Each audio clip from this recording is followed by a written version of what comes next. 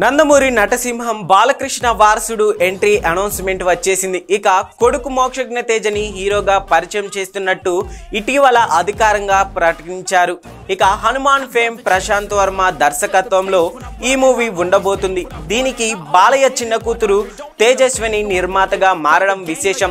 మోక్షజ్ఞ తేజ పుట్టినరోజు సందర్భంగా ఈ మూవీని అనౌన్స్ చేస్తున్నారు.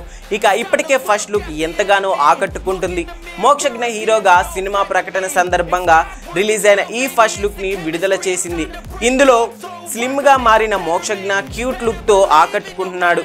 గతంలో ఆయన చాలా లావుగా ఉండేవాడు, కానీ తాజాగా ఆయన లుక్ మాత్రం పూర్తి భిన్నంగా మారిపోయిందని చెప్పుకోవచ్చు.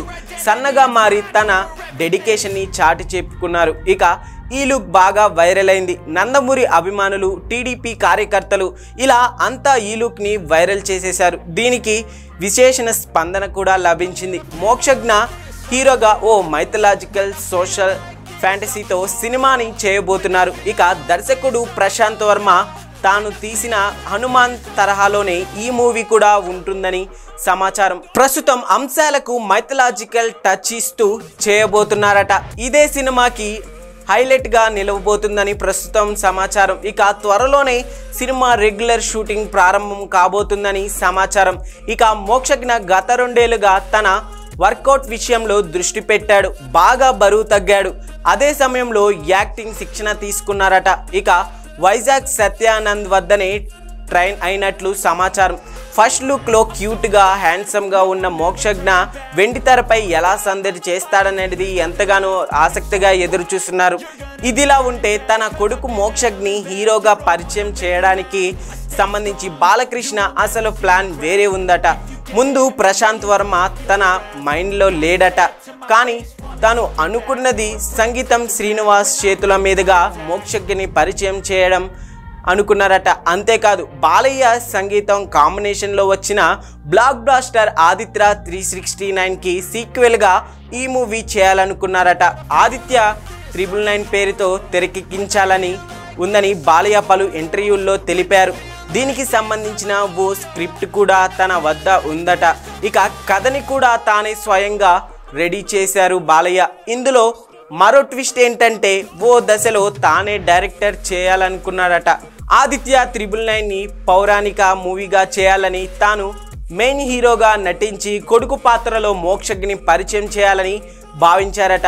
ఆ మధ్య ఓ ఇంటర్వ్యూలో బాలయ్య ఈ విషయం చెప్పారు. అయితే దీని గురించి ఆలోచిస్తున్నానని, ఎలా చేయాలనేది ప్లాన్ చేస్తానని తెలిపారు. కానీ ఈలోపు లెక్కలన్నీ మారిపోయాయి. సడన్ గా సీన్లోకి ప్రశాంత్ వర్మ వచ్చారు. ఇక ప్రశాంత్ వర్మ చేతుల మీదుగా మోక్షజ్ఞని పరిచయం చేయడానికి ప్రధాన కారణం అన్స్టాపబుల్ విత్ ఎన్బీకే. ఈ షోని ప్రశాంత్ వర్మ డైరెక్ట్ చేశారు. అప్పుడే ప్రశాంత్ వర్మ వర్క్ ఏంటో స్వయంగా చూశాడు బాలయ్య. ఆయన డిజైన్ చేసిన కాన్సెప్ట్ లుక్ ఫిదా అయ్యారట. ఇక ఆ షోకి తేజస్విని కూడా వర్క్ చేసింది. దీంతో ప్రశాంత్ ఏంటో ఆమె కూడా గమనించింది. దీంతో ఈ ఇద్దరు అభిప్రాయంతో ప్రశాంత్ వర్మతోనే మోక్షజ్ఞని పరిచయం చేయాలని నిర్ణయించుకున్నారట. దీనికి తోడు ఈ ఏడాది హనుమాన్ చిత్రంలో పెద్ద బ్లాక్ బ్లాస్టర్ హిట్ కొట్టాడు ప్రశాంత్ వర్మ. ఈ సంక్రాంతికి చిన్న సినిమాగా వచ్చి ఇది ఏకంగా 300 కోట్ల కలెక్షన్స్ ని రాబట్టింది. ఇండస్ట్రీ మొత్తానికి షాకి గురి చేసింది. దీంతో దర్శకుడిపై నమ్మకం మరింత పెరిగింది. పైగా ఆయన చెప్పిన కథ కూడా అలానే ఉండడంతో ఇక మరో ఆలోచన లేకుండా రంగంలోకి దిగినట్టు సమాచారం. మరి మోక్షజ్ఞ పరిచయం మూవీ ఎలా ఉంటుంది, ఆయన వెండితెరపై ఎలాంటి మ్యాజిక్ చేస్తాడో చూడాలి అన్నట్టు దీనికి సింబా అనే టైటిల్ ని అనుకున్నారట. అయితే ప్రస్తుతం ఈ ఫోటోలు అలానే బాలయ్య బాబు చెప్పిన ఈ స్టోరీ ప్రస్తుతం సోషల్ మీడియాలో వైరల్ గా మారింది.